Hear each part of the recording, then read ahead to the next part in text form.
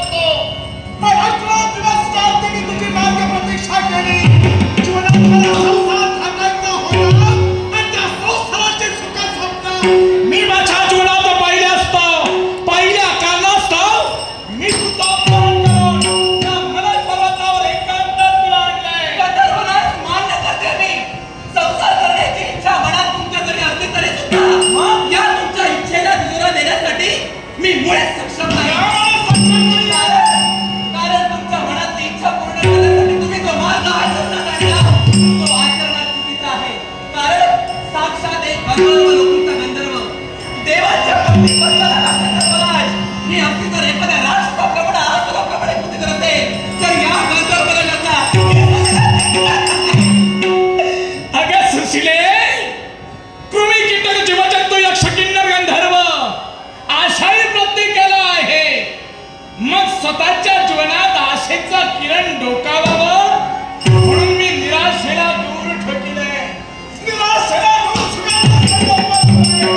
आणि आशेला तुझ्याजवळ आलोय.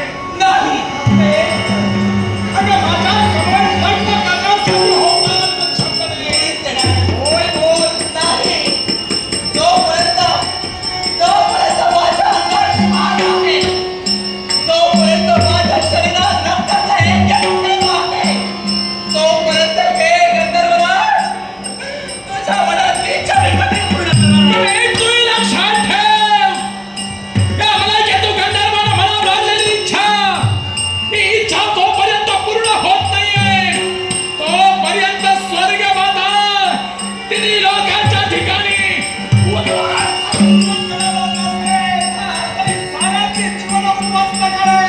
पण जीवनाच्या ठिकाणी या सुशिलेचं सौंदर्य आणि संसाराचं रमण होण्यासाठी होकाराची शब्द घेईन.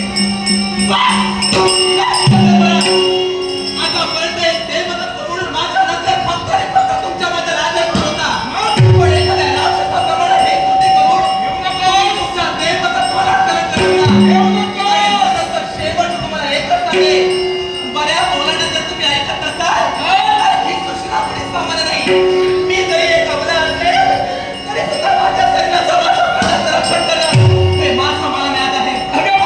शेवटचं एकच तुम्हाला सांगते, अगं पूर्ण मलाही कल्पना आहे, कारण याच्याही पूर्वी तुझ्या सौंदर्याची वार्ता कर्णोपकरणी शतकर्णी झाली आहे आणि शतकर्णी घाललेली वार्ता स्वतःच्या नेत्रानं पाहावी म्हणून मी तू जिथं भक्ती करत होतीस ना तिथं मी येण्यासाठी तत्पर झालो आणि तुला पाहता क्षणी मी गंधर्वराज, एकच तुम्हाला सांगेन, अहो भुकेलेल्या सिंहाने कोवळ्या हरणीच्या ताज्या मांसावर आपली भूक भागवावी हा निसर्गाचा नियम झाला. परंतु हरिण सुद्धा जगण्यासाठी धडपड असते. सिंह जरी समोर दिसला तरी ती आपली मांस सिंहाच्या जबड्यात देत नाही. वासनेनं मधानं झालेल्या गंधर्वराजा हा आपली हेतू साध्य होणार नाही. यासाठी तू लक्षात ठेव, आतापर्यंत वावरलो तो सामोपचारानं वावरलो, पण याच्या पुढं जर का तुला माझ्या समवेत लग्न करायचं नसेल करू नकोस. करू नकोस. याचा अर्थ काय सांगतो? एकच होतो समाज. लग्न करू नको म्हणालो म्हणून तुझा मार्ग सोडेन असं तुला वाटलं की काय? एका बायाच्या नखापासून एका डोकीच्या केसापर्यंत तुझ्या सौंदर्याचं निरीक्षण करतोय. तुझ्या सौंदर्याचं निरीक्षण करणाऱ्या क्षणी एका देहाचं निर्माण झालेली माझी प्रेममय भावना, हीच प्रेममय भावना आणि ती भावना पूर्ण करण्यासाठी तुझ्या सौंदर्याचा स्वाद घेईन. तुझ्या सौंदर्यावर नमस्ते करेन आणि स्वतःच्या मनात झालेली इच्छा पूर्ण करून घेईन.